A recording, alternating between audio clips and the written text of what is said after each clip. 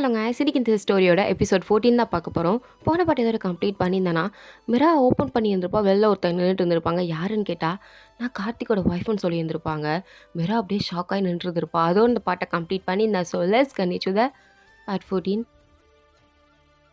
சீரியஸாவா? நீங்கள் கார்த்திகோட ஒய்ஃபா?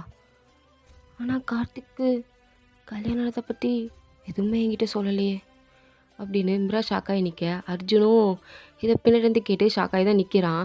ஆனால் அந்த பொண்ணு உள்ளே வந்ததுக்கப்புறம் உட்காந்து சிரிக்கிறா. இது எதுக்கு சிரிக்கிறானே தெரியாமல் 2 பேர் திருத்துட்டு முடிச்சிட்டு இருக்க. அப்போன்னு பார்த்து கார்த்திக் உள்ளே வந்து நீங்கள் என்ன பண்ணுற அப்படின்னு கேட்குறான்.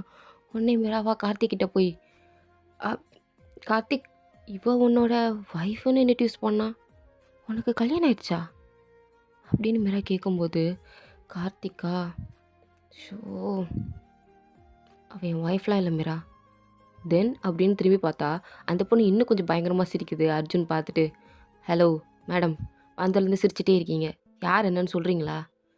ஐயோ சாரி ப்ரோ, நான் ஆக்சுவலி கார்த்திக்கோட கசின், இத்தனை நாளாக நான் பார்த்துட்டு இருந்தேன். ஓ அப்படியா, அப்புறம் ஏன் ஒய்ஃப்னு போய் சொன்னீங்க அப்படின்னு அர்ஜுன் கேட்குறான். அது சும்மா ஃபன் பண்ணுறதுக்கு அப்படி பண்ணேன், நீங்கள் சீரியஸ் எடுத்துக்கிட்டீங்களா? சே நான் சும்மா தான் பண்ணேன், பட் நீங்கள் 2 பேரும் உண்மையாகவே நம்பிட்டீங்க போல் அப்படின்னு அந்த பிள்ளை இன்னும் சிரிச்சிட்ருக்கு. அர்ஜுன் பார்த்துட்டு கொஞ்சம் பைத்தியமாக இருக்கும் போல் அப்படின்னு நினச்சிட்டே மிராவை பார்க்குறான். மிராவை சிரிச்சிட்டே என்ன இந்த பொண்ணு லூசு மாதிரி பேசுதுன்னு அர்ஜுன்கிட்ட வந்து கேட்க, அர்ஜுனும் நான் அதான் நினச்சேன் அப்படின்னு 2 பேரும் கெமிஸ்ட்ரியும் அந்த பொண்ணு பார்க்குறா.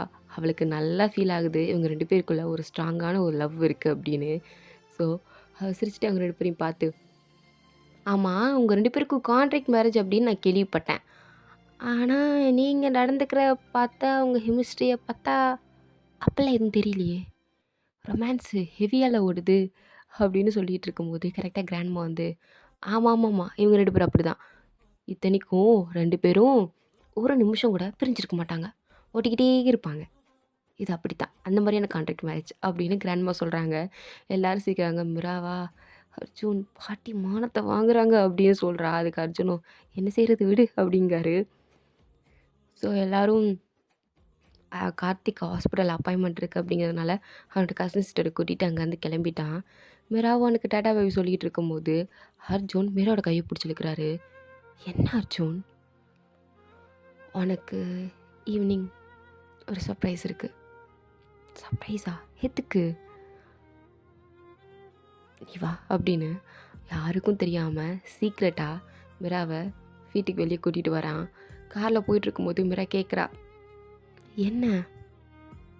ஒன்றும் இல்லை, ஜஸ்ட் டின்னர் போகிறோம், கேண்டில் லைட் டின்னர் அவ்வளோதான் அப்படின்னு சொல்லிட்டு ஒரு பீச்சுக்கு கூப்பிட்டு வரான்.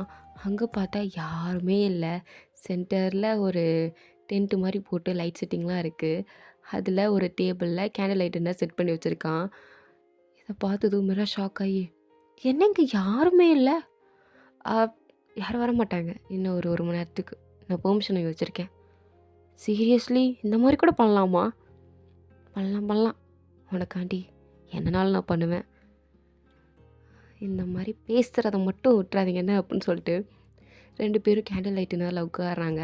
அது பார்க்குறதுக்கு அவ்வளோ அழகாக இருக்குது. அந்த பீச் வியூ வந்து அந்த கடல் சத்தம் வந்து மிராக்கு பிடிச்சிருக்கு. அர்ஜுன் மியூசிக் ஆன் பண்ணலான்னு போகிறான். பட் மிரா ஸ்டாப் பண்ணிட்டு வேண்டாம், எனக்கு இந்த மியூசிக்கோட இந்த கடல் அலையோட சத்தம் ரொம்ப பிடிச்சிருக்கு, இதை நான் கேட்கணும்னு நினைக்கிறேன், எனக்கு இதுதான் பிடிச்சிருக்கு, மியூசிக் வேணாமே.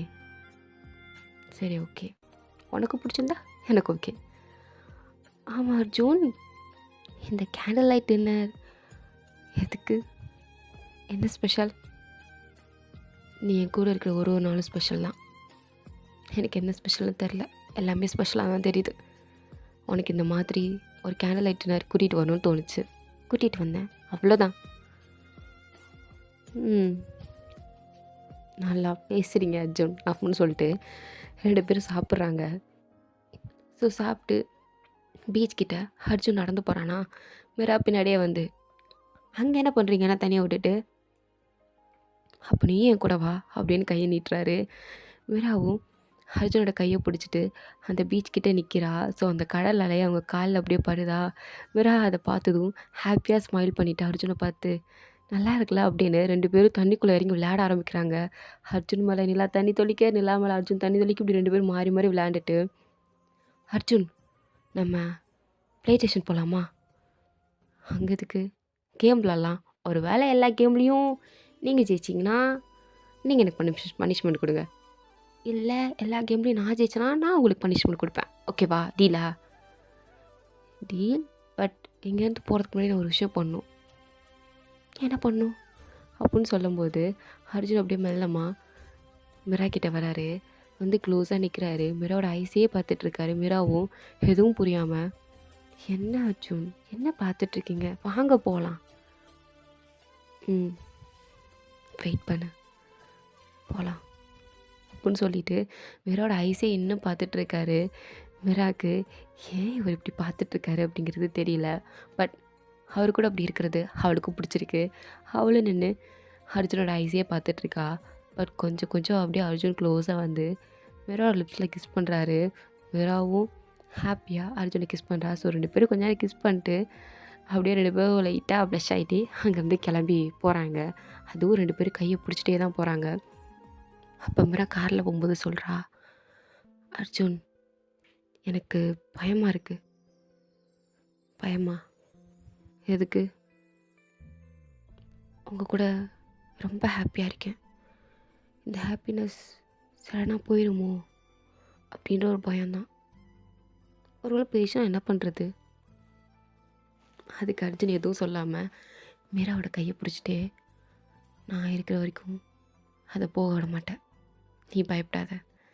அப்படின்னு சொல்லிட்டு காரை ஹாப்பியாக ட்ரைவ் பண்ணிட்டு போகிறாங்க. ஸோ ப்ளே ஸ்டேஷனுக்கு போயாச்சு. அங்கே போனால் எல்லா கேம்லேயும் மீரா தான் ஜெயிச்சிட்ருக்கா. அர்ஜுன் ஒரு கேமில் கூட ஜெயிக்கல.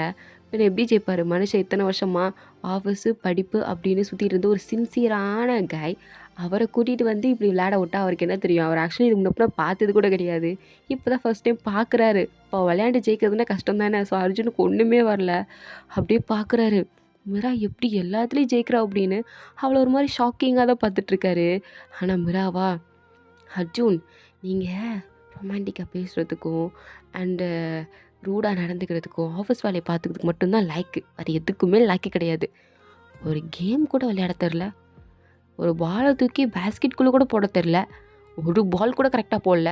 நீங்கள் ஸ்கூலில் என்ன பண்ணிகிட்டு இருந்தீங்க, இல்லை காலேஜில் என்ன பண்ணிகிட்டு இருந்தீங்க?" அப்படின்னு கேட்கும்போது அதுக்கு அர்ஜுனா, "படிச்சுட்டு இருந்தேன்." "படிச்சுட்டு இருந்தீங்களா?" "ஆமாம். I love studies." சுத்தம். பட் எல்லா கேம்லேயும் தோத்துட்டீங்க. பனிஷ்மெண்ட் கண்டிப்பாக இருக்குது. "அதெல்லாம் கிடையாது. நீ ஏதோ சீட் பண்ணி ஜெயிச்சிட்ருக்க. என்னை ஏமாற்றி இங்கே கூட்டிகிட்டு வந்துட்ட." "ஆ அது சரி. இதுவே நீங்கள் ஜெயிச்சு இதை நான் சொன்னால் ஒத்துருந்துருப்பீங்களா? ஒத்துக்க மாட்டீங்கள்ல. இப்போ நான் மட்டும் எதுக்கு ஒத்துக்கணும்? ஒத்துக்க மாட்டேன்." "அதெல்லாம் கிடையாது. நான்லாம் அக்செப்ட் பண்ணிப்பேனே." "நீ ஏதோ என்னை சீட் பண்ணுற மிரா. என்னை சீட் பண்ணி என் லைஃப்குள்ளே வந்துட்டு என் மனசுக்குள்ளே வந்து என்னென்னமோ நீ என்னை பண்ணுற. நீ என் லைஃபையே மாற்றிட்ட." "யார்? நான் மாத்துறேனா? ஃபஸ்ட்டு என்ன லவ் பண்ணது யார்? நானா நீங்களா? நீங்கள் தானே என்ன லவ் பண்ணீங்க. நான் ஒன்றும் உங்களை ஃபஸ்ட் லவ் பண்ணலையே. நான் ஒன்றும் என்னை கான்ட்ராக்ட் மேரேஜ் பண்ணிக்கோன்னு உங்ககிட்ட வந்து கேட்கல. எல்லாத்தையும் பண்ணது நீங்கள். கடைசியில் பழிய தூக்கி ஏன் மேலே போடுறீங்களா?" "அது அப்போ தெரில. இப்போ தெரியுது. அதுக்கு என்ன செய்கிறது?" அப்படின்னு சிரிக்கிறான். அதுக்கு மிராவும், "பனிஷ்மெண்ட்டை அக்செப்ட் பண்ணிக்கோங்க. எல்லா கேமும் நான் தான் ஜெயித்தேன். ஸோ எனக்கு நீங்கள் சாக்லேட் ஐஸ்கிரீம் வாங்கியே கொடுக்க மாட்டேங்கிறீங்க. கண்டிப்பாக வாங்கி கொடுக்கணும். அண்ட் என்னை பிரின்சஸ் மாதிரி ட்ரீட் பண்ணணும் ஒரு நாள் ஃபுல்லாக." அப்படின்றா. அதுக்கு அர்ஜுன் சிரிச்சுட்டே, "உனக்கு சாக்லேட் ஐஸ்கிரீம் நான் உடம்பு சரியில்லை நான் வாங்கி கொடுக்க மாட்டேங்கிறேன். ஆனால் தினமும் நான் பிரின்சஸ் மாதிரி தானே நீ ட்ரீட் பண்ணிகிட்ருக்கேன். ஒரு நாள் மட்டும் நான் எப்படி ட்ரீட் பண்ணுறது?" அப்படின்னு கேட்குறான். "அதெல்லாம் எனக்கு தெரியாது. தினமும் என்னை ட்ரீட் பண்ணுவீங்களே, அதை விட அதிகமாக லவ் அண்ட் கேரிங் ரொம்ப அதிகமாக என்னை ட்ரீட் பண்ணணும். என் கால் தரையிலே படக்கூடாது அந்த மாதிரி." அப்படின்னு சொல்கிறா. அதுக்கு ஒன்றே அர்ஜுன், அங்கே அது ஒரு மாலு, எல்லோரும் இருக்காங்க. அவங்க முன்னாடியே மிராவை தூக்கிட்டு, "இப்போ உன் கால் தரையில் படல. இப்போ உனக்கு பிரின்சஸ் மாதிரி ஃபீல் ஆகுதா?" "ஐயையோ அர்ஜுன் என்ன பண்ணிகிட்ருக்கீங்க? எல்லோரும் பார்க்குறாங்க. இது மாலு." "அதுக்கு நான் என்ன பண்ணுறது? நீ என் ஒய்ஃப். யார் என்ன பார்த்தாலும் எனக்கு கவலை கிடையாது." அப்படின்னு மிராவை அங்கேருந்து ஒரு ஐஸ்கிரீம் ஷாப்புக்கு வந்து தூக்கிட்டு போகிறாரு. அங்கே இருக்கிற எல்லோரும் அப்படியே ஒரு மாதிரி பார்க்குறாங்க. இதில் ஒருத்தர் வேறு வந்து, என்னாச்சு சார் உங்கள் ஒய்ஃபுக்கு கால் எதுவும் ப்ராப்ளமா? இல்லை இல்லை இல்லை, என் ஒய்ஃப் ஒரு பிரின்சஸ், அவள் தரையிலலாம் நடக்க மாட்டா, நான் தான் தூக்கிட்டு வரேன் அப்படின்றான்.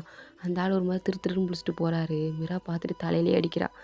இது நான் இவர்கிட்ட சொல்லாமலே இருந்திருக்கலாம் போல, ஐயோ அப்படின்னு உட்காந்துருக்கா. பட் அர்ஜுன், மீரா ஐஸ்கிரீம் கேட்டிருப்பா இல்லையா, சாரு ஒரு ஸ்கூப் ஐஸ்கிரீம், கிட்டத்தட்ட அது ஒரு கையளவு தான் இருக்கும், அவ்வளோண்டு ஐஸ்கிரீம் தான் வாங்கி மிராக்கு வச்சுட்டு, இவர் ஒரு ப்ளவுல் நிறைய ஐஸ்கிரீம் அவருக்கு மட்டும் வாங்கி சாப்பிட்டுட்டு இருக்காரு. மிரா பார்த்துட்டு, அர்ஜுன் இதெல்லாம் நியாயமே இல்லை, ஒரு பவுல் ஃபுல்லாக ஐஸ்கிரீம் நீங்கள் சாப்பிட்றீங்க, பட் எனக்கு ஒரே ஒரு ஸ்கூப்பா, ஒழுங்கு மாதிரி உங்கள் ஐஸ்கிரீமை கொடுங்க. முடியாது. அர்ஜுன், மிரா உனக்கு உடம்பு சரியில்லை, இவ்வளோதான், போங்க அர்ஜுன் அப்படின்னு அந்த ஐஸ்கிரீமை ஸ்பூன் வச்சு எடுக்கிறா. பார்த்தா உள்ள ரிங் இருக்குது. அதை பார்த்து ஷாக் ஆகி, அர்ஜுன் என்னது இது, இது இது நான் உனக்கு லவ் ப்ரப்போஸ் பண்ணுறதுக்கும் கிடையாது, இந்த ரிலேஷன்ஷிப் நல்லா போகிறதுக்கும் கிடையாது, அண்ட் நான் அகெயின் உன்னை மேரேஜ் பண்ண போகிறதும் கிடையாது, அதுக்கான ரிங் இது இல்லை. அப்புறம் எதுக்கு இந்த ரிங்கு? நான் லைஃப் லாங் உன் கூட இருப்பேன், அதுக்கான ப்ராமிஸ் தான் இந்த ரிங். இந்த ரிங்கை நீ கையில் போட்டுட்ருக்கும் போதெல்லாம் உன் கூட கண்டிப்பாக நான் இருப்பேன், லைஃப் லாங், எனி டைம். இதை கேட்டதும் மிராக்கு அப்படியே கண்ணீர்லாம் வருது. அர்ஜுன் ஏன் இப்படிலாம் பண்ணுறீங்க அப்படின்னு பார்த்துட்டு இருக்கும்போது அந்த ரிங்கை எடுத்து அர்ஜுன் மிரா கையில் போட்டு விட்றான். மிராவை அதை ஸ்மைல் பண்ணி பார்த்துட்டே ஐ லவ் யூ அர்ஜுன் சொல்கிறா. அதுக்கு அர்ஜுனும் லவ் யூ டு மிரா அப்படின்னு சொல்கிற போது, அப்போ எனக்கு ஐஸ்கிரீம் இன்னும் கொஞ்சம் வேணும், முடியாது இவ்வளோ தான். அர்ஜுன் இதெல்லாம் கொஞ்சம் ஓவரால் உங்களுக்கு? இல்லை, நான் வேணால் உனக்கு ஒரு ஸ்பூன் ஊட்டி விட்றேன் அப்படின்னு ஒரே ஒரு ஸ்பூன் மட்டும் ஊட்டி விட்றாரு. மிரா அதையும் சாப்பிட்றா.